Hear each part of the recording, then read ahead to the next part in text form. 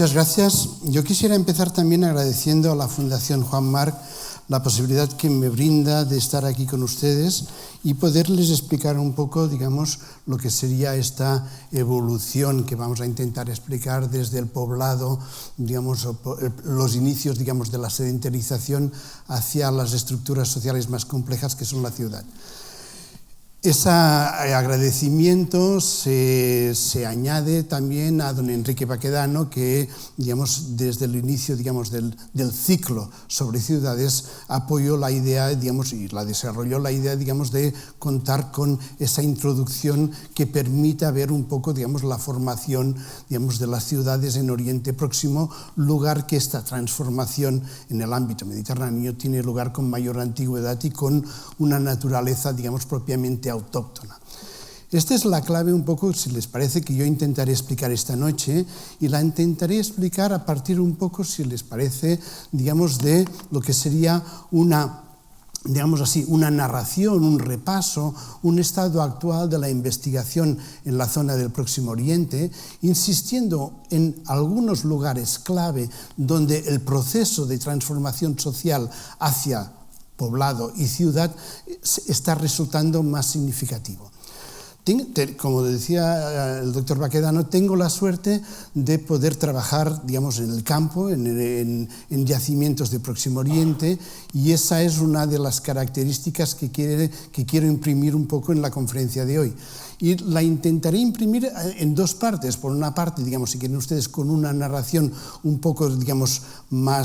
menos docta y más humana en el sentido general, y por otra parte con una serie de documentos que a mi modo de ver son novedosos, de yacimientos que han salido en estos últimos años y que están cambiando un poco la visión que ustedes pueden encontrar en los manuales o en los libros, digamos, que pueden encontrar en cualquier biblioteca o librería. Estas novedades son las que, al mismo tiempo, al ser novedades, quizá no tengan aún una interpretación, un discurso definitivo. Y con lo cual les trasladaré a ustedes la posibilidad de las sugerencias y las imágenes nuevas que pueden motivar estos últimos hallazgos. Por tanto, digamos, si les parece, empezamos un poco de, digamos, cómo ha estado o cómo está un poco en este momento la investigación en Oriente Próximo. Cuando nosotros empezamos en arqueología en los años 80, digamos, nuestros primeros compañeros investigadores franceses o holandeses siempre decían un poco, la característica esencial del Próximo Oriente es que la situación geopolítica es compleja, y esa complejidad de la situación geopolítica obliga a la arqueología a determinados tipos de programa que inciden directamente en la búsqueda de conocimiento. Esta situación, ustedes la conocen bien, se ha dado en estos últimos 20-30 años, y regiones como Irán, como Irak, han quedado completamente excluidas de la investigación reciente. En cambio, esta investigación reciente, hasta el 2011 al menos, ha tenido unos grandes actores en lo que podríamos llamar el Levante Norte. Turquía, Siria, en parte el Líbano, han tenido digamos así, una evolución de la investigación, una riqueza digamos, de trabajos arqueológicos muy viva, muy dinámica, y que han, por tanto, llevado o aportado novedades realmente muy significativas, algunas de las cuales para el periodo estudiado se las intentaré explicar hoy. Lógicamente está la parte también del Levante Sur, donde Israel, saben ustedes, es una potencia también a nivel arqueológico, y por tanto sus estudios digamos, sobre el conocimiento digamos, de las primeras ciudades adquiere un nivel realmente muy alto. Jordania, al mismo tiempo, también tiene una investigación muy significativa, y por tanto digamos, estos dos polos son dos polos que a nivel de los últimos 20-30 años han aportado muchas novedades. La arqueología oriental en estos momentos tiene digamos, un desarrollo muy similar a lo que podríamos llamar la arqueología occidental de Europa, en el sentido de que las excavaciones de salvamento, las excavaciones de urgencia, si quieren de alguna manera, se han también puesto al orden del día. Saben ustedes que en los países occidentales, de Europa occidental o de Europa en general, digamos, cuando hay, digamos, la posibilidad de afectar un yacimiento, tiene que haber una intervención arqueológica para recuperar ese patrimonio. Esa política también ha llegado a Oriente y, por tanto, digamos, lo que son un poco las grandes construcciones, allí el problema es el agua. Saben ustedes, les puedo decir que entre Turquía y Siria, en estos últimos 20, 25 años que he tenido la suerte de poderlo vivir en primera persona, se han construido alrededor de unos 20, 25 grandes embalses que lógicamente se construyen en el lecho del río y por tanto afectan todo lo que son las instalaciones humanas antiguas ubicadas en este lecho. Por tanto, ha habido campañas internacionales, digamos, de arqueología auspiciadas por la UNESCO que han facilitado la recuperación parcial, pero al menos una parte de la recuperación de este, digamos, de este patrimonio arqueológico afectado por estas construcciones. Este tipo de desarrollo de arqueología preventiva en los fondos de los valles, digamos, del Éufrates, sobre todo, también un poco del Tigris, sobre todo en el Tigris, ¿no?, digamos, más septentrional, ha motivado que la recuperación histórica se haga un poco por tramos, por parcelas, en función un poco, digamos, de las zonas afectadas por los trabajos. Pero ese conocimiento muy, digamos así, muy localizado, muy parcializado, se puede extrapolar al conocimiento general y, por tanto, haber una dinámica de interacción entre, digamos, novedades puntuales y discurso generado por estas novedades que es significativo y es el que permite de alguna manera superar el conocimiento que había hasta la actualidad. Por tanto, digamos, esa arqueología preventiva con campañas internacionales ha generado al mismo tiempo unas dinámicas, llamemos así, de tipo internacional que, digamos, en cierta manera, en el mundo globalizado que estamos actualmente, reproduce un poco eso. Por tanto, verán ustedes que cuando nosotros trabajábamos en Siria, nuestros colegas más cercanos pues eran un equipo de la Universidad de Tokio o un equipo de italianos, etc. Y saben ustedes que en arqueología las noches son largas y aburridas en general porque no se puede trabajar en el campo, con lo cual las cenas, las discusiones son a menudo, digamos, espacios de intercambio tanto de vivencias como de resultados científicos. Esa,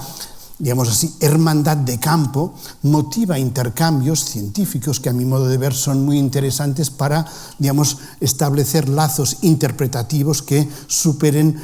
y al mismo tiempo sean competencia los marcos estrictos, digamos, de cada equipo, digamos, de trabajo. Por tanto, les enseño un poco un mapa para que vean ustedes un poco en la zona que podríamos llamar más del levante mediterráneo y de este levante norte, de alguna manera, esa zona de Turquía, Siria y Líbano, las novedades de yacimientos. Lógicamente, los yacimientos se suelen situar un poco a lo largo de lo que son los ejes fluviales, el Éufrates, el Tigris, y por tanto, y sus afluentes, el Balig, el Jabur, etc. Y por tanto, digamos, encontramos, digamos, esa caracterización de distribución, de modelo de asentamiento, sobre todo a lo largo, digamos, de los valles. La novedad que a mi modo de ver es muy significativa es que en estos últimos años prospecciones, desgraciadamente en este momento un poco, digamos, paradas por la situación geopolítica de Siria, se empezaba a trabajar un poco en lo que podríamos llamar las zonas centrales de Siria, zonas altas con no tantos recursos de agua y por tanto y aparecían yacimientos llenando espacios vacíos o creídos hasta ese momento vacíos. Es decir, la idea básica y al mismo tiempo totalmente correcta de una priorización de los valles fluviales como lugar de asentamiento seguramente se tendrá que revisar con una idea de que en algunos lugares específicos no tan ricos o, digamos, de riqueza de agua diferente pueden tener, digamos, también una ocupación. El objetivo, digamos, de la charla que hemos propuesto para el día de hoy es hacer un recorrido histórico, un recorrido, digamos, a partir de los documentos arqueológicos que nos permitan ir desde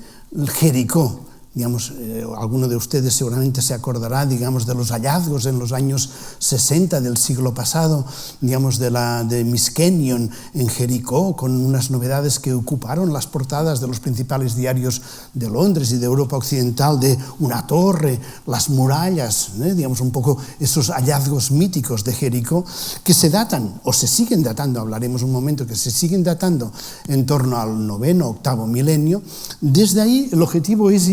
llegar hasta, digamos, Babilonia. El recorrido es inmenso y, por tanto, va a ser muy difícil hacer un recorrido, una narración, digamos, detallada de todo lo que sería este recorrido histórico. Es imposible. Por tanto, digamos, lo que les propongo un poco es hacer grandes etapas y visitas a yacimientos de cada una de estas etapas, viendo al mismo tiempo las características de evolución hacia la ciudad, las características, si quieren ustedes, de urbanismo, arquitectura, etcétera, pero nunca descuidando un poco lo que caracteriza un poco la historia, o al menos la historia global, que sería el aspecto socioeconómico, cultural y, si quieren ustedes, un mundo simbólico, etcétera, pero digamos, de manera un poco detallada. En general, se considera que la etapa donde empieza un poco ese recorrido hacia el mundo, digamos, de alguna manera sedentario, agrícola y urbano, es, digamos, a la fin del Paleolítico Superior, lo que se denomina en términos generales el epipaleolítico. Esa etapa en Oriente recibe el nombre, digamos, de cultura arqueológica de quevariense, natufiense, son términos que ustedes, si quieren, no tienen que prestarle más atención, pero sí que me gustaría que, digamos, lo ubicasen en el tiempo y cogiesen un poco las 4 características que he intentado sintetizar de este horizonte. Son interesantes porque alguna de ellas, digamos, rompe el esquema establecido habitualmente. La más importante, desde mi punto de vista, y para el tema de la conferencia de hoy, sería el sedentarismo. Normalmente tenemos la idea, digamos, el subconsciente un poco, que el sedentarismo es fruto de la revolución agrícola-ganadera, es una consecuencia. Los documentos en este momento van en el sentido opuesto. Sería en ese marco de las sociedades, digamos, de cazadores-recolectores avanzados, donde encontraríamos, quizá no en todos los asentamientos, pero en una buena parte de ellos, encontraríamos ya unos primeros indicios de sedentarismo. Sedentarismo entendido como la ocupación estable durante todas las 4 estaciones de un año de un mismo espacio, de alguna manera. Esta sería un poco la definición. Por tanto, este sedentarismo puede ir ligado a la discusión de si estos asentamientos son poblado o no son poblado. Y esto va ligado a un poco a esa idea, digamos, de una caza-recolección diversificada, esa economía aún de caza-recolección, pero, digamos, muy ligada a la explotación del entorno del asentamiento y que, por tanto, permite una mayor fijación en el territorio. Y, por último, un tema debatido y muy discutido es la capacidad de estas poblaciones para realizar almacenamiento. Esto en su momento, un antropólogo francés, Alain Testard, lo había sacado como una de las variables que podía llevar al establecimiento de los orígenes de la agricultura. En este momento se sigue pensando que, digamos, el almacenamiento es una capacidad de cazadores-recolectores tardíos y que, por tanto, de alguna manera cambia la visión tradicional que teníamos un poco, digamos, a este nivel.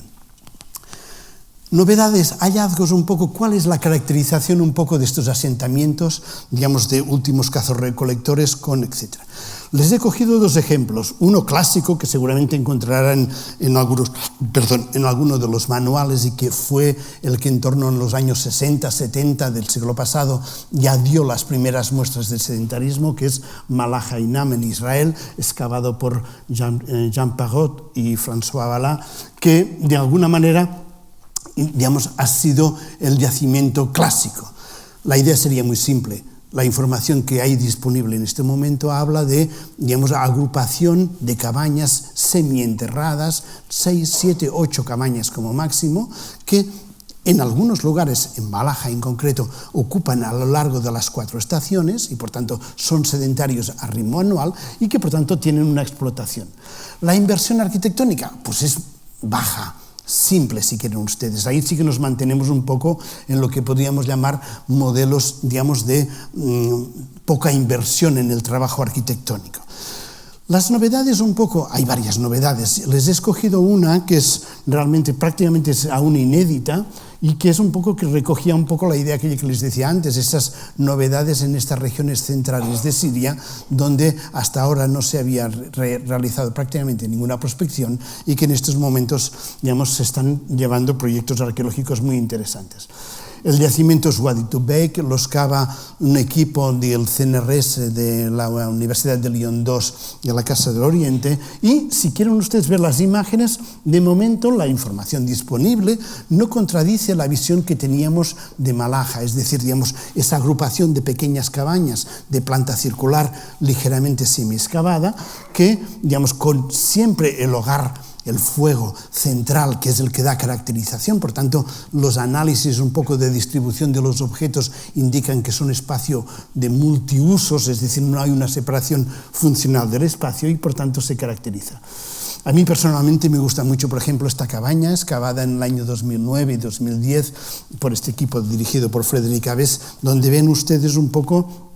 digamos, esa naturaleza de semienterrar las cabañas circulares y revistiendo la pared un poco por grandes losas calcáreas que permiten, por tanto, digamos, esa búsqueda que tienen un poco, digamos, de que al enterrar la cabaña, digamos, el espacio se caracteriza más. Por tanto, en esta primera etapa, lo que parece caracterizar la población sería el sedentarismo y, al mismo tiempo, una inversión pequeña, digamos, en el hábitat, en cabañas, estructuras de habitación prácticamente similares a la tradición de cazarrecolectores anteriores. Si avanzamos en el tiempo, a partir más o menos del 10.000, 9.500, no se preocupen por las fechas porque tampoco vamos a entrar en detalle, digamos, de 100 años adelante, 100 años atrás, pero sí que es un poco el término. Digamos, solemos distinguir un poco ese periodo, digamos, siguiendo la terminología que dictó en su momento Jericó con Miskenion, de alguna manera, que se llama el neolítico precerámico A, el pre-pottery neolítica. Esta terminología ha cuajado, se mantiene. Es verdad que la concepción que dio Miskenion como una cultura, etcétera, se ha perdido y actualmente es más bien un horizonte cronológico con sus manifestaciones culturales diversas, etcétera. Y ahí los cambios son significativos. ¿Cuáles serían, brevemente, vienen ustedes un poco, cuáles serían un poco estos cambios y cuál es, digamos, un poco la caracterización en relación a la problemática que estamos analizando? Por una parte, lo que podríamos llamar la consolidación de lo que llamaríamos el poblado, que habíamos visto incipientemente ver en el periodo anterior. Por tanto, lo que podríamos llamar el poblado. Esto se acompaña además con un abandono total del hábitat, digamos, en cueva. Ya prácticamente las cuevas no se utilizan en ningún momento. En segundo lugar, una inversión significativa, lo vamos a ver un poco con los ejemplos, en lo que podríamos llamar la complejidad arquitectónica. Seguiremos viendo casas de planta circular con mayor o menor inversión de trabajo, pero al mismo tiempo veremos un poco lo que podríamos la variación a nivel de técnicas y sistemas constructivos. Esto está ligado a lo que se habla, digamos, a lo que se considera que, digamos, se pasa en este momento, que serían las primeras prácticas agrícolas. Si quieren ustedes, por tanto, estamos en el momento incipiente de una agricultura. Las semillas que encontramos carbonizadas aún no tienen la forma doméstica. Se trata aún de especies de morfología salvaje, pero sí que tenemos indicios de que han sido ya manipuladas y que han sido, por tanto, de alguna manera ya, digamos, entre comillas, cultivadas. Es decir, ha habido la manipulación antrópica que permite hablar de agricultura predoméstica, pensando en que esa manipulación humana es la que permite un poco, digamos, realizar el posterior cambio morfológico o genético. Y al mismo tiempo, no podemos, digamos, dejar del lado lo que podríamos llamar una transformación simbólico-religiosa que vamos a abordar en su momento. Por tanto, digamos, a nivel socioeconómico, este horizonte de en torno a 1.000-1.500 años, de alguna manera, tiene una característica muy importante que es esa manipulación agraria. Esa manipulación de los cereales, sobre todo cereales y leguminosas, que serán las plantas que se cultivan en primer lugar. Por tanto, digamos, seguimos, si quieren ustedes, con una estela de caza-recolección, pero ya nos aparecen, digamos, propiamente prácticas agrícolas como novedad. A nivel de documentación, estos últimos años ha llevado la aparición de yacimientos que han enriquecido muchísimo la información, el registro arqueológico disponible. Podríamos empezar, de hecho tendríamos que empezar con la discusión, permiten que vaya un poco atrás, de Jericó. Jericó, la fundación de Jericó, perdón, aquí está, Jericó, digamos, la torre famosa de Jericó, la muralla de Jericó, correspondería a este horizonte. Es verdad que, digamos, las revisiones posteriores a la documentación de Jericó han dudado de algunas de las afirmaciones que había hecho Miskenion para Jericó, en particular lo de la muralla. Digamos, para este periodo precerámico. En todo caso, digamos, la muralla que Kenyon, digamos, ubicó en este poblado neolítico y que hablaba, digamos, de la necesidad de defensa vinculada a muralla con torre, ha quedado desmontada gracias a un análisis estratigráfico detallado que realizó Bar Joseph y que afirmó que la muralla no era tal muralla, sino que era un muro de sostenimiento para las construcciones domésticas establecidas en ligeras plataformas. En cambio, la torre, la famosa torre de 9 metros de altura, de unos 11 metros de diámetro, construida en piedra seca, sigue siendo uno de los misterios de la arqueología levantina. Esa torre maciza, con una escalera central, que se ocupa a lo largo de este periodo y del siguiente, el Precerámico B, que tiene toda una serie, digamos, de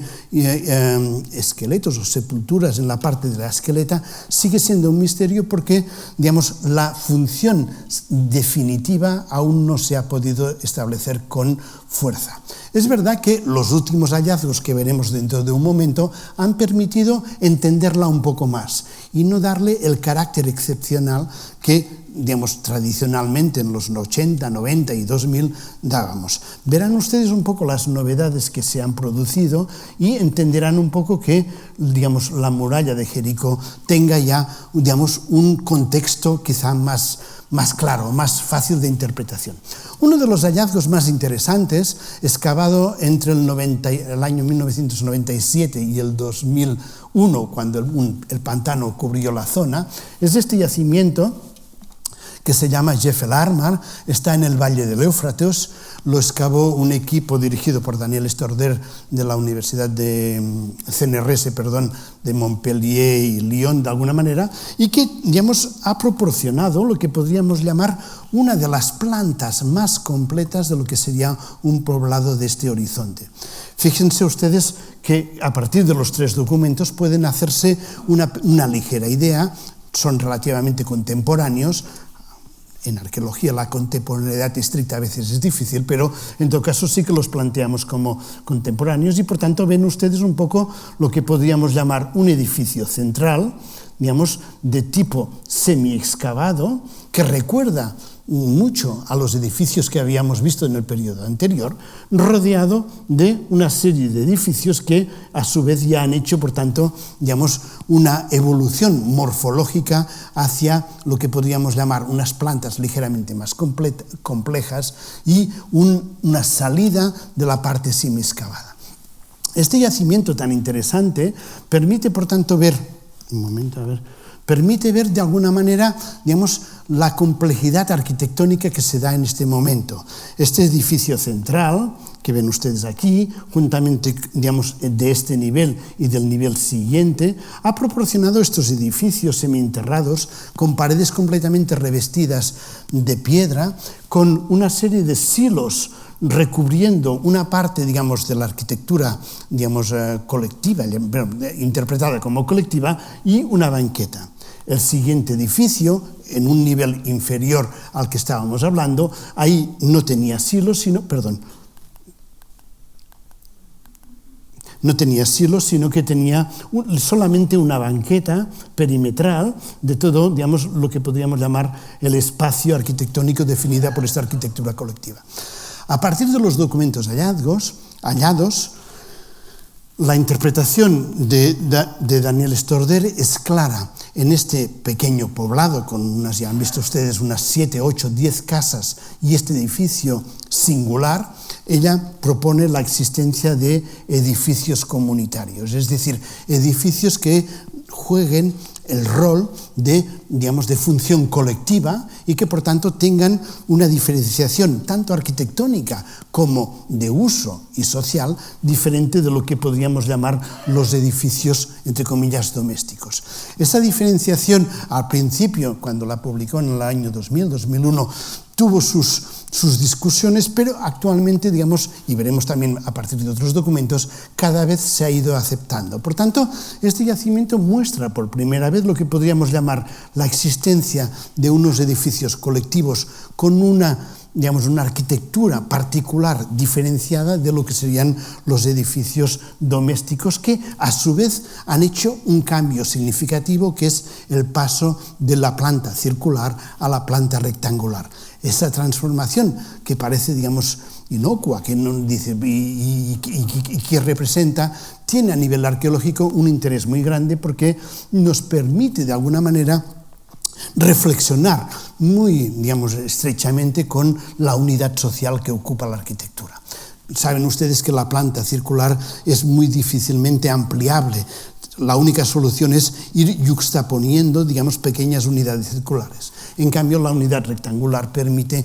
esa mayor facilidad, de prolongación del espacio. Al mismo tiempo, sobre todo en algunas, de estas construcciones, la diferenciación funcional de los ámbitos también ha quedado plenamente establecida. Este hallazgo, a pocos kilómetros, a unos 40 kilómetros, ha sido corroborado un poco por una excavación que también realiza otro equipo francés y que en los últimos años ha proporcionado un edificio de estos colectivos en el fondo de un sondeo, con lo cual aún no está completamente acabado, pero sí que tenía una particularidad diferenciada respecto al documento de Geffelarmar colectivo que habíamos visto. La planta, tienen ustedes, es muy similar, planta semiexcavada. Aquí no es tanto piedra, sino que es más bien, arcilla, de alguna manera que recubre, pero la novedad más importante sería estas pinturas, estos frescos datados en torno a 9.300, 9.400 años antes de nuestra era, calibrado, por lo tanto, una de las manifestaciones pintadas más antiguas que se conoce en este momento, motivos pintados que el equipo, nuestro equipo, de restauradoras participó en su extracción, dado que aparecieron en un año en que no estaba previsto y teníamos, como pasa en estos casos corrientes, tenías que ayudarte a nivel internacional para poderlo sacar de alguna manera. Fíjense ustedes que son todos ellos motivos geométricos, esa especie de tablero de ajedrez, de alguna manera, que se complica con 3 colores, una capa uniforme de blanco en el fondo, rojo y negro, para formar los motivos geométricos. No hay motivos propiamente antrópicos o de dibujos que marquen esto. La gran novedad, estamos siempre un poco en la misma zona, ahora subimos unos 100 kilómetros más al norte, y la otra gran novedad un poco que había siempre en este mismo horizonte cronológico es un yacimiento que se llama Göbekli, que está en el Kurdistán, en Turquía, para entendernos, la región meridional de Turquía, cerca de la población actual de Sanliurfa, y que desde el año 97-98 está excavado por Klaus Schmidt y su equipo, de la Universidad del Deutsche Archaeological Institute de Istambul. Es un yacimiento sorprendente. Había habido unos precedentes antiguamente que no tenemos tiempo, de abordar hoy, pero este yacimiento sí que nos ha sorprendido a todos, el primero a él mismo y después a todos los demás arqueólogos, porque, es lo que hablábamos, en vez de ubicarse en la zona que estábamos acostumbrados, vamos de prospección y nos movíamos por el valle, por las carreteras, que circulaban al lado, de los ríos. Él no, por razones, que no vienen al caso, prospectó por las partes más altas. Y en la parte más alta encontró, material en superficie que le parecía, digamos, de época, digamos, esta neolítica antigua, que es un poco la que caracteriza. Este yacimiento, Göbekli, lo empezó a excavar y, digamos, rápidamente apareció una estructura compleja. Saben ustedes que en este momento, digamos, la arqueología alemana tiene muchos medios y, por tanto, ha podido desarrollar un proyecto espectacular a nivel de excavación. Tienen ustedes, digamos, ya veremos un poco la arquitectura, pero una gran superficie excavada. Pero vean ustedes, tanto en esta imagen como en la anterior, este paisaje ubicado a 1200 metros de altitud, zona árida, poca agua, el valle, no se ve el valle, pero el valle está al fondo, es el valle del Valig, una afluente del Éufrates, por tanto, no tiene nada que ver con el espacio geográfico habitual. Este yacimiento empezó a excavar y la sorpresa ha sido mayúscula cuando las diferentes, digamos, unidades constructivas tienen, si quieren ustedes, unas plantas rectangulares, pero en su interior, por tanto, circulares, semi-excavadas o en parte excavadas, pero en su interior se encuentran unas estelas o pilares que, digamos, forman parte del conjunto arquitectónico, normalmente con una situación radial en torno a las paredes. Tienen ustedes, estas son fotos, han hecho un congreso en octubre de este año, del 2012, y tuvimos la oportunidad de ir y participar y presentar nuestros resultados, y tuvimos la suerte, por tanto, de hacer fotografías, digamos, por tanto, son fotografías muy recientes de octubre de 2012, con lo cual vean ustedes un poco, digamos, el estado actual. Estos pilares tienen esa forma tan característica en T, digamos, una forma muy clásica, así que ustedes son de tamaño grande, cerca de los 2 metros, 2 metros 10 de altura, y por tanto son unas muestras, digamos, de tipo monumental significativo, y además una buena parte de estos estelas o pilares tienen, digamos, presencia de, digamos, bajorrelieves, entre comillas, de figuras esculpidas de alguna manera en sus diferentes caras. Se trata de figuras que no podemos entrar, pero, digamos, de alguna manera que, sobre todo animales, hay muy poca figura humana, pero sobre todo es animal y, digamos, y algún motivo geométrico. Los animales son sorprendentes porque están carnívoros muy bien representados, están aves rapaces también muy bien representadas, bóvidos muy bien representados, algunos animales, algunos pájaros, etc. Pero, digamos, la idea un poco es decir que recuperamos, si se acuerdan ustedes, las imágenes de Çatalhöyük, digamos, se acuerdan un poco, digamos, del planteamiento de estos santuarios y esa simbología tan espectacular. Por lo tanto, de alguna manera, ven ustedes aquí el bóvido representado, ven esa ave zanjuda, ven aquí una especie, digamos, de zorro. En la otra no lo veo bien, pero que aquí hay un jabalí, lo ven ustedes. Ese me parece que se puede observar relativamente bien. Aquí está también, ven las figuras, yo no las veo muy bien, pero ven ustedes una de ellas con una especie, digamos, la han interpretado como un carnívoro, digamos, una pantera, algún tipo, digamos, de animal. Hay una pequeña figura antrópica, etc. Entonces, de alguna manera, este yacimiento ha suscitado un enorme debate porque Klaus Schmidt se ha lanzado y, a partir de los documentos arqueológicos encontrados, él clasifica este yacimiento no como un lugar de hábitat normal, sino como un lugar de reunión, un lugar de concentración, un lugar donde, digamos, los grupos de agricultores, agricultores cazaderos, incipientes ganaderos que estarían en el valle, sube a ese lugar durante un cierto periodo al año para realizar sus, digamos, ritos y ceremonias de cohesión social. Por lo tanto, de alguna manera, la idea que se está discutiendo en este momento, ahí tienen un poco la reconstrucción virtual que se ha hecho, digamos, de este yacimiento. Hay discusiones enormes sobre si está completamente enterrado o hay una parte aérea, digamos, de estas construcciones, si está completamente cerrado con techo o no. No hay aún una unanimidad en su interpretación, con lo cual un poco la idea que quiero transmitirles es que en este periodo, además de lo que hemos visto, digamos, de esos edificios colectivos, digamos, de ese paso del circular al rectangular, etc., actualmente no se descarta que existan, digamos, pequeños asentamientos o lugares que sean una concentración específica de, digamos, de lugares con una cierta simbología, digamos, religiosa, etc. Klaus Schmidt no tiene duda en llamarlo templo y, por tanto, hablar de templos para este momento que no necesariamente tienen que tener, digamos, un klezgar, una parte de la población dedicada al culto, sino que pueden ser lugares estrictamente, digamos, de habitación. Lo que todo el mundo ha aceptado es esa idea de que, atención, además del hábitat doméstico, existen unas estructuras construidas de tipo colectivo. Esto sí que está todo el mundo aceptado, donde nos discutimos un poco si este colectivo tiene que ser necesariamente religioso,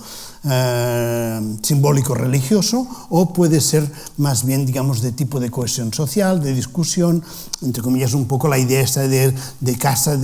casa de pueblo o de mezquita, que juega un poco el doble rol tanto religioso como social en este momento. Y eso es una novedad, y eso es una novedad importante porque, digamos, de alguna manera lanza un pequeño guiño a todo lo que va a ser posteriormente el mundo de los templos, etc., y por tanto puede suponer un pequeño antecedente a lo que será posteriormente, digamos, la aparición de edificios a función claramente y documentalmente asociada al mundo religioso. La siguiente etapa, si quieren ustedes, lo que podríamos llamar, o se llama, digamos, como Neolítico Precerámico B, es un horizonte también muy interesante, porque de alguna manera significa lo que llamaríamos la consolidación de los poblados agrícolas ganaderos. Sería un momento digamos, José Manuel Vicent lo llamaría, digamos, del campesinado como tal, en ese sentido, digamos, la consolidación agrícola que lleva a la aparición de una estructura social vinculada al campesinado. ¿Cuáles serían un poco las características de este momento? Pues eso, los poblados adquieren ya una dimensión muy grande que puede llegar a los 12 hectáreas de extensión. Segundo, las técnicas constructivas, lo veremos, aumentan de manera muy significativa, hay una inversión de trabajo, hay una innovación en materiales, por tanto realmente hay una mayor implicación de la sociedad en la construcción tanto de las casas como de los poblados. Al mismo tiempo, la casa doméstica adquiere realmente el rol central tanto a nivel de vida social como productivo, a nivel, digamos, de almacenamiento, por ejemplo, y luego ya un poco, digamos, una incipiente organización del espacio. Si vamos un poco rápido a estas características, ahí, si me permiten, voy a hacer un poco, digamos, entre comillas, de publicidad de nuestros proyectos. Tenemos la suerte, desde el año casi ya no me acuerdo, 91, de poder hasta el 2011, de haber podido trabajar en un yacimiento de la Valle del Éufrates que se llama Tel Halula, donde cada año, pues hasta el 2011, hemos podido ir 2 meses al año, hacer las excavaciones regulares, dormir en tienda, comer lo que se podía, un poco esas características de la arqueología en el extranjero, con unas condiciones un poco no es extrema aridez, pero sí de condiciones climáticas un poco duras. Pero, digamos, el yacimiento es interesante, potencialmente muy rico, y nos ha permitido documentar un yacimiento, digamos, un poblado de estos primeros agricultores de en torno a 8 hectáreas de extensión, por tanto encajaría perfectamente en estos poblados bien consolidados, y con una inversión tecnológica en las casas que, si ustedes las comparan con las precedentes, ven enseguida que hay novedades muy significativas y, por tanto, etcétera. La primera novedad es, digamos, que las casas se yuxtaponen, ya tienen una disposición relativamente, digamos, ordenada en el espacio, una misma orientación, con pequeños espacios de circulación entre ellas y grandes espacios entre las dos o tres hiladas que hemos podido recuperar. Segundo, la casa tiene una estructura muy regular, muy consolidada. Ahí tiene un poco estos espacios de alguna manera de circulación entre estas diferentes unidades de habitación. Y la casa tiene una estructura muy definida, con unos espacios muy funcionalmente muy precisos. La habitación principal es la habitación donde está el horno, donde está el hogar, tiene una estructura de sostenimiento con doble palo que permite la cubierta de todas las casas, de todo el espacio, tiene unos espacios posteriores cubiertos destinados al almacenamiento y tiene unos espacios anteriores donde están las estructuras, digamos, de producción, de manipulación de alimentos y, en algún caso, de almacenamiento. Es decir, una estructuración del espacio muy uniforme, muy correcta, muy estable y que se reproduce en prácticamente las cerca de 40 casas excavadas hasta este momento, que tiene una cronología entre el 7800 y el 7400. Tienen, por tanto, estas son de las últimas campañas, donde se ve muy bien la arquitectura, digamos, propiamente del hábitat construido, y este espacio, este anexo, esta especie de iwan en la parte anterior que permite ver un poco esa dimensión. Ahí tienen las últimas excavaciones que hicimos, que permite ver que este iwan es uno de los problemas que queríamos determinar un poco, ver cómo podíamos caracterizar bien el uso funcional de este iwan. Aparecen, digamos, plataformas, digamos, de secado de cereales, aparecen propiamente pequeños silos de alguna manera, aparecen restos de fitolitos, que nos permiten caracterizar bien que estos espacios estaban cubiertos o manipulaban muy a menudo cereales, etc. Es decir, digamos, la manipulación de los... Uno de los problemas que nos enfrentamos y que es curioso y que permite ver la finura o el refinamiento un poco de esta arquitectura datada, ya les digo, en torno al 7500, es, digamos, lo que podríamos llamar la evacuación de las aguas usadas. Tienen ustedes ahí lo que sería la habitación principal, donde el suelo es de cal, digamos, está enlucido con una cal perfectamente, digamos, bien establecida para mayor capacidad, y ven ustedes que en el ángulo, digamos,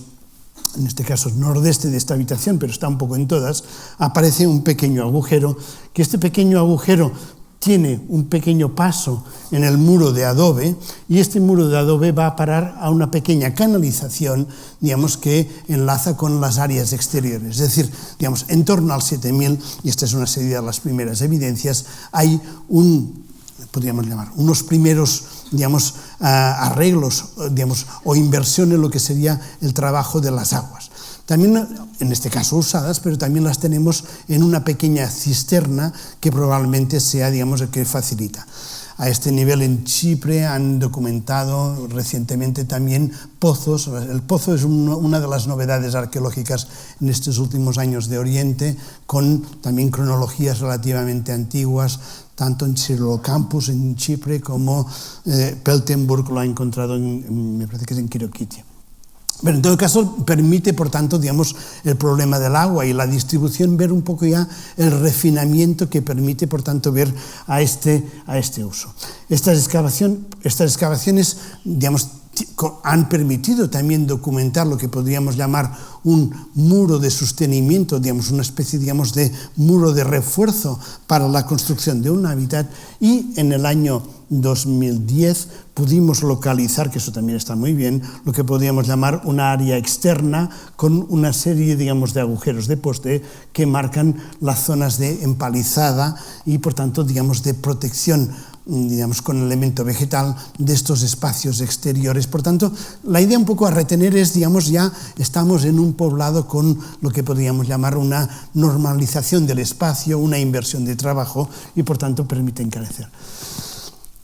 Estas mismas características las hemos podido constatar en la parte, digamos, más septentrional del Próximo Oriente, en la zona del Valle del Éufrates de Turquía, donde con la Universidad de Estambul también en los años 2000 hicimos un proyecto arqueológico en la zona del Valle del Éufrates, pero sí que ustedes más próximo a las montañas del Zagros. Aquí el yacimiento era relativamente un poco más pequeño, pero la riqueza arquitectónica era espectacular, con pequeñas variantes, pero siempre un poco con las mismas características. Esta arquitectura, digamos, de tipo rectangular, rectangular, relativamente compleja, con varias habitaciones, que se ejemplifica muy bien en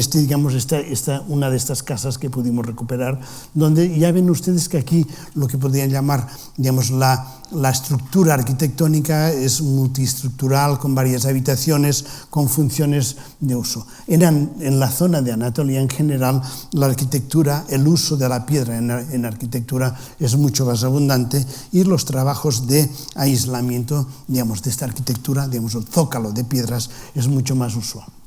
Esta fue en la excavación del 2008 donde tuvimos la suerte un poco de encontrar, esta vez en adobe, una casa de estas mismas características.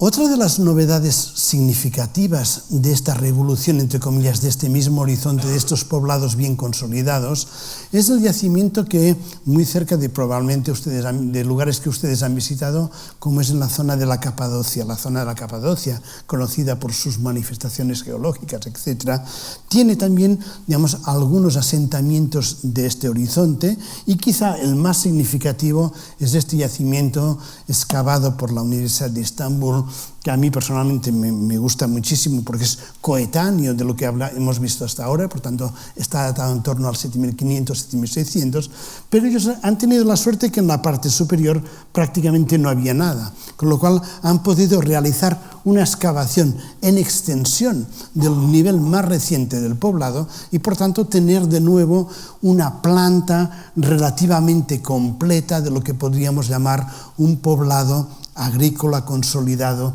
de esta cronología. Y claro, ahí lo sorprendente, que eso de momento no lo hemos podido conseguir en el Valle del Éufrates de Siria, es que si ustedes se miden esta planta, que ya les digo, está datada en torno al 7300, 7400 antes de nuestra era, tienen ustedes claramente algunos indicios que son sorprendentes para la época. Fíjense ustedes la presencia de espacios de circulación completamente, podríamos decir, estructuralmente arreglados, es decir, la presencia de calles. Esta es una calle, digamos, con un empedrado que, digamos, cubre toda la superficie de circulación, pero al mismo tiempo esta calle tiene pequeñas variaciones que permite la circulación entre las islas donde se concentran las 3, 4, 5 casas que forman cada paquete, digamos, de habitación. Al mismo tiempo, no se les ha escapado que hay una construcción que tiene unas características a nivel de planta completamente diferente a lo que tiene el resto, digamos, del poblado. Y por tanto, una construcción, volvemos a esa idea de la construcción de tipo, entre comillas, colectivo, etc. Las colegas de la Universidad de Estambul no han ido tanto en la interpretación del mundo simbólico religioso, sino que ellos han ido más bien en una interpretación del mundo social y vinculan a esta casa como lo que podríamos llamar los primeros signos, digamos, de una jerarquización social y por tanto de un posible caudillo o jefatura, si quieren, digamos, los primeros indicios de un big man, digamos, en ese sentido, digamos, del poblado. Pero es interesante porque a nivel arquitectónico sí que la caracterización de este edificio colectivo es claramente, digamos, indicativa. La suerte de poder tener una excavación que a los 20 centímetros de la superficie actual tienes ya el afloramiento de los muros es espectacular y permite, por tanto, un desarrollo. Esta excavación se había desarrollado en los años 90, si quieren, y actualmente se ha retomado con más fuerza y con más interpretación. Fíjense ustedes un poco esta visión lateral de este yacimiento de Ashikli que permite, por tanto, caracterizar un poco lo que podría llamar estos poblados agrícolas, ganaderos ya estables con lo que podríamos llamar una ordenación del espacio, una circulación, etc. Seguimos nuestro viaje en el tiempo y avanzamos ya un poco, si quieren ustedes, desde el sexto y el quinto milenio con nombres que los que les gusta la arqueología oriental o la civilización oriental ya empiezan a ser más conocidos, la civilización Jalaf, la civilización Samarra, estos nombres míticos un poco, digamos, de la arqueología oriental clasificada en los 80.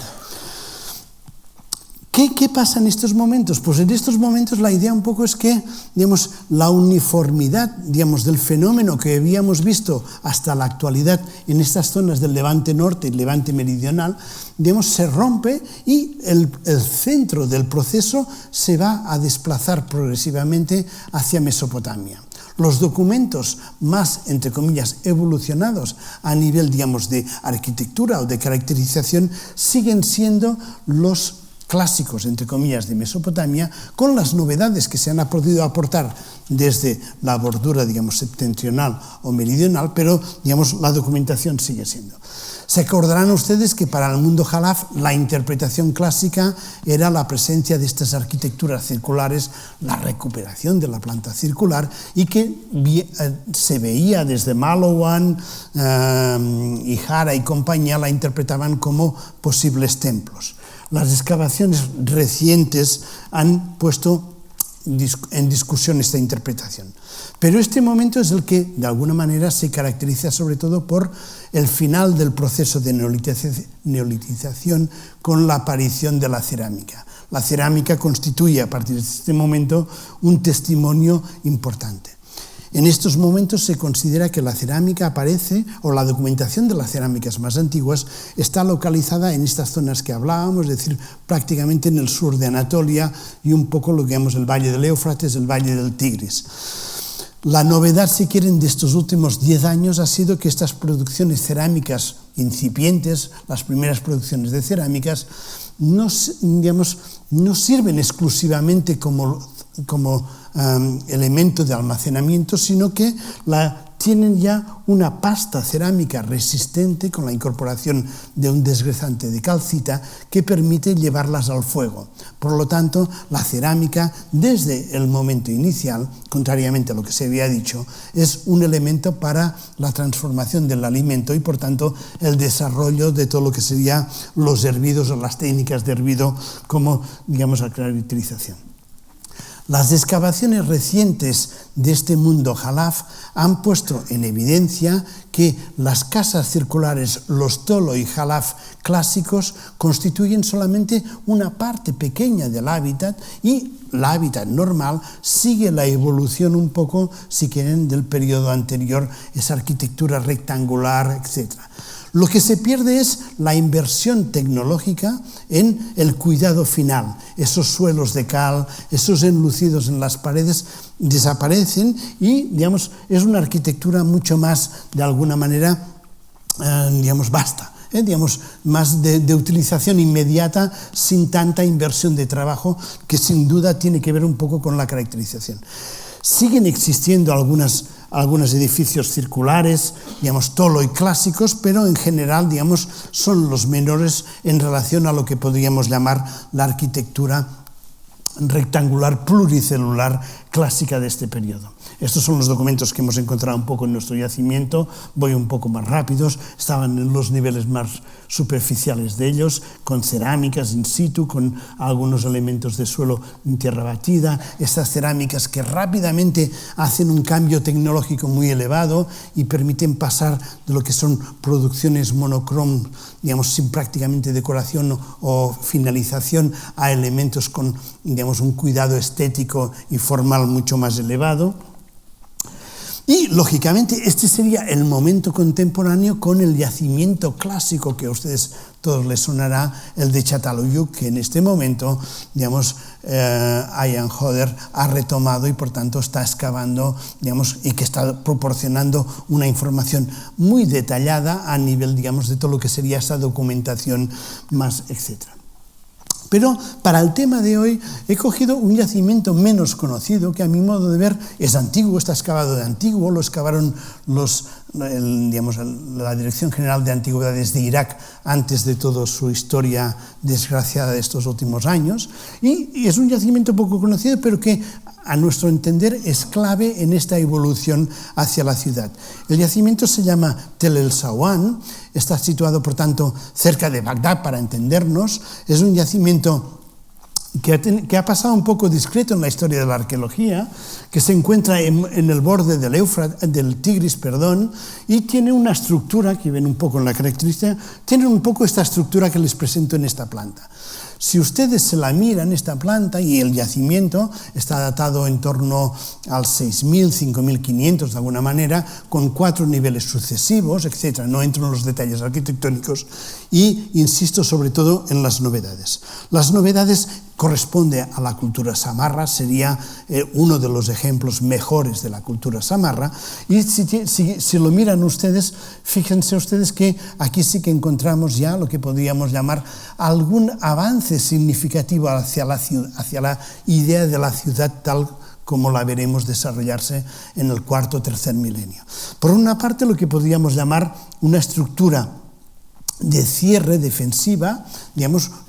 una muralla que encierra todo el conjunto. Esta muralla en adobe, digamos, tiene accesos claramente marcados, tiene, digamos, 3 reconocidos y probablemente había 4. Tiene un foso, no está marcado, pero tiene un foso que la rodea anteriormente, y en su interior tiene un conjunto de unas 8 o 9 unidades constructivas, todas ellas con una planta muy característica, que es la que se considera la planta clásica de este horizonte, de tipo pluricelular, pero si ustedes se miran la planta ya tiene contrafuertes exteriores, una distribución ya de los espacios complejos a nivel de circulación y por tanto incide en lo que podríamos llamar un avance significativo. Además, en una de ellas, que si no voy equivocado me parece que es esta de aquí, ya tiene unas dimensiones ligeramente superiores a todas las demás. Es decir, digamos, hay 8 unidades todas idénticas, pero hay una de ellas que tiene, digamos, unas dimensiones y un tratamiento ligeramente superior. Este poblado marca para el momento Samarra, digamos, lo que podríamos llamar, estamos en una zona al límite de lo que sería el cultivo de secano y la incipiente necesidad de vía Tigris, vía lluvias, tener un incipiente regadío o, digamos, de alguna manera marcarse la manipulación del agua para la producción agraria. Por tanto, encontraríamos tanto a nivel de distribución, de arquitectura, de jerarquización de las construcciones y de prácticas agrícolas, la posibilidad de una etapa intermedia que permite. El siguiente horizonte, ahora ya voy un poco más rápido, no quisiera cansarles de manera excesiva, el siguiente horizonte también es un clásico y insistiré sobre todo en lo que serían las últimas novedades realizadas antes, digamos, de que Irak tuviese, digamos, la fractura social que sufrió en los 90. Es el periodo de Obeid y las novedades vuelven a ser un poco, digamos, la continuidad de los que veíamos anteriormente, esa cada vez mayor desigualdad en las arquitecturas que probablemente traduce una desigualdad social, una irrigación incipiente, una arquitectura cada vez más compleja con construcciones que pueden ser relativamente más jerárquicamente más significativas y finalmente una construcción colectiva. La producción Obeid ya tiene un nivel de calidad muy elevado y por tanto permite hablar ya de producciones cerámicas de alta calidad a nivel, digamos, de estatuas, etcétera, que permite por tanto ver un poco esa caracterización. Y, sobre todo, digamos, las unidades de habitación adquieren ya una dimensión, digamos, de alguna manera mayor, con superficies construidas que pueden llegar a los 110, 120 metros de superficie construida. La clásica planta de este mundo es la planta que se llama, tripartita y que siempre está caracterizada por esa presencia, digamos, de esta construcción, de este patio, de esta sala en forma de T, digamos, donde está el hogar central, y luego la reproducción en los lados de una arquitectura simétricamente similar, o bien de pequeños espacios de pequeñas habitaciones y espacios entre ellas. La presencia,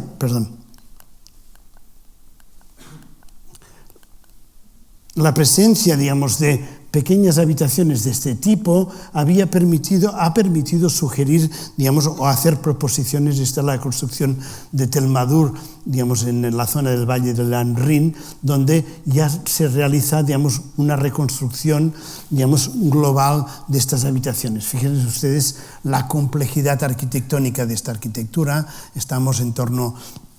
este es del Lobit 3, digamos, por tanto estamos en torno a 5.000, etc. Y por tanto permite ver un poco lo que podríamos llamar, digamos, los espacios de circulación complejos, esta forma siempre de T que permite, y las zonas de almacenamiento al lado, y esa especie de escalera. Una cierta discusión se estableció entre los investigadores en si podía o no podía existir, digamos, la existencia de un piso superior. En estos momentos existe una cierta, digamos, unanimidad en considerar que sí, que, digamos, estas plantas podrían tener la existencia de un piso superior, tanto para aumentar la superficie de hábitat o de construcción, como sobre todo, digamos, para intentar diferenciar lo que serían los espacios productivos, normalmente en la parte inferior, de los espacios propiamente de habitación. Hay que recordar que en este momento ya empiezan a aparecer pequeños talleres de cerámica, pequeños talleres de producción de objetos de ornamento, y por tanto ya existe lo que podríamos llamar signos claros de la presencia de un artesanado, digamos, a nivel de poblado. Esta planta también es desde mi punto de vista, muy interesante, porque, digamos, es un yacimiento lo excavaron un equipo mixto iraquí-japonés a principios de los 80, Tel Abadá, y vuelve a ser también una planta relativamente completa de lo que podríamos llamar estos poblados de tipo Obeid, estos poblados complejos ya en vías hacia lo que podríamos llamar la arquitectura. Y encontramos un poco lo mismo que habíamos hablado, es decir, la unidad repetitiva, digamos, de estas casas tripartitas. Fíjense ustedes cómo aquí está la habitación en forma de T, los espacios complementarios, etc. De alguna manera esa es la que... Pero fíjense en este edificio, donde claramente tiene tanto un tratamiento arquitectónico como un tratamiento dimensional, de naturaleza, digamos, de anchura, etcétera, que es mucho más amplio que todos los demás. Con lo cual, la proposición de que este edificio tenga o, digamos, sea el espacio jerarquizado, etcétera. La discusión empezó en su momento en si estos edificios jerarquizados del mundo Obeid son o bien, digamos, colectivos de tipo, entre comillas, poder, o de tipo religioso. Inicialmente, la proposición religiosa iba ganando espacio en las interpretaciones, pero últimamente la interpretación, digamos, más colectiva a nivel de poder, digamos, ha ido un poco en ese sentido. Y eso nos permite acercarnos, esa continuidad nos permite acercarnos al mundo ya, digamos, ya de las primeras ciudades, el mundo de Uruk, donde los yacimientos son ya, de alguna manera, claramente ciudades, y por tanto se ubican sobre todo en la zona, digamos, de la Mesopotamia meridional, donde, digamos, los ejemplos que probablemente cite ustedes ya los conocen, digamos, de alguna manera, porque son clásicos. Me he visto en la obligación de citar y de poner imágenes de Uruk, porque sigue siendo un poco el mundo referencial, sobre todo para, digamos, lo que podríamos llamar la parte central, y esa parte central donde las excavaciones, digamos,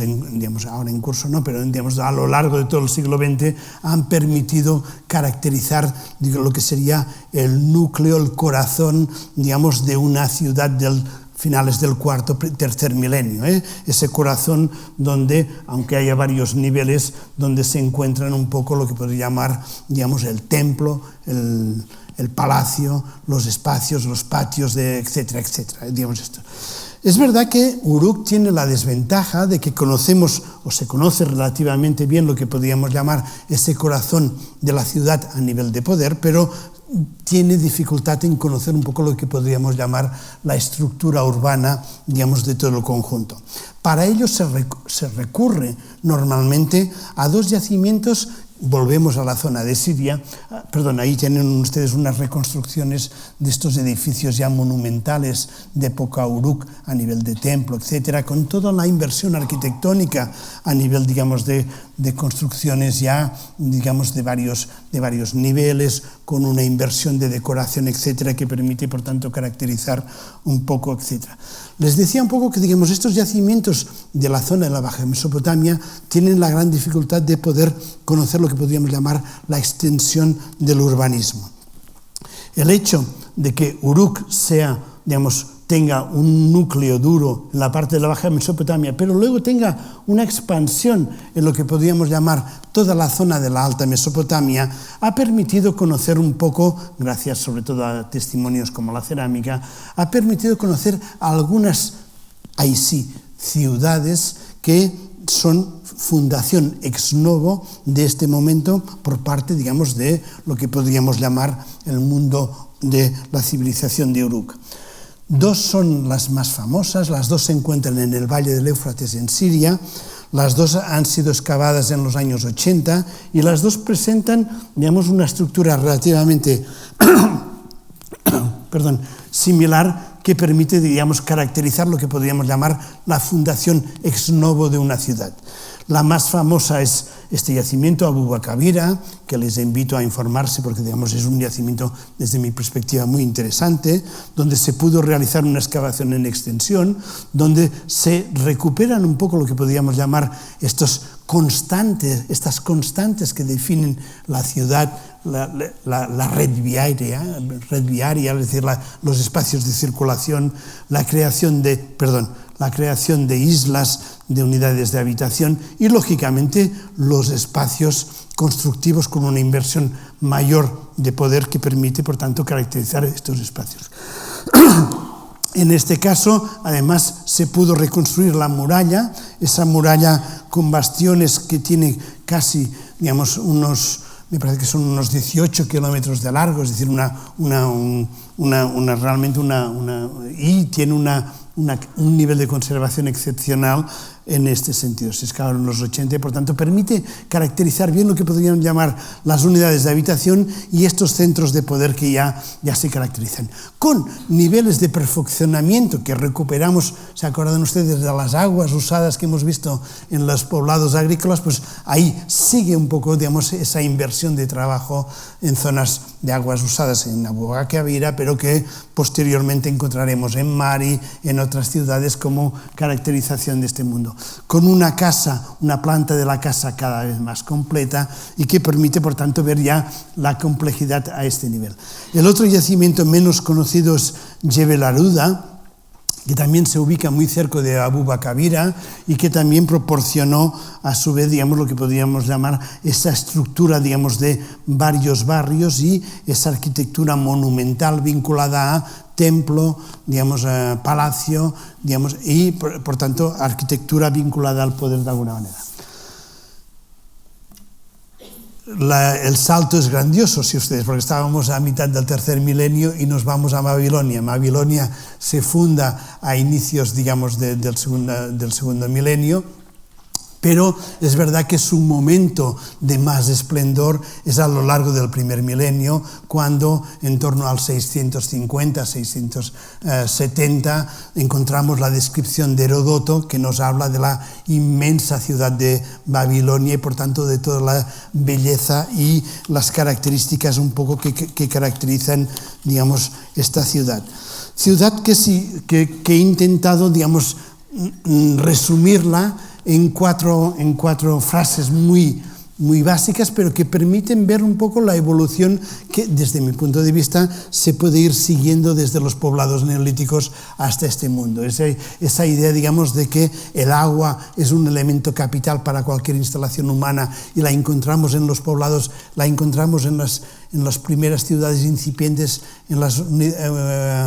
ciudades del tercer milenio y en las del primer milenio, es decir, ese río, ese valle fluvial como eje de vida. Segundo, en Babilonia, el tamaño excepcional de la ciudad, digamos, de alguna manera, digamos, acuérdense ustedes que tanto Heródoto como la Biblia dice que es la ciudad, digamos, de tamaño más grande de todo el mundo, es la ciudad más amplia de todo el mundo, con, si no me acuerdo mal, inscrito en un rectángulo que son 1200 por 800 metros, digamos, de lado, es decir, digamos, una extensión increíble. La Puerta de Stark, digamos, un monumento, digamos, de la arqueología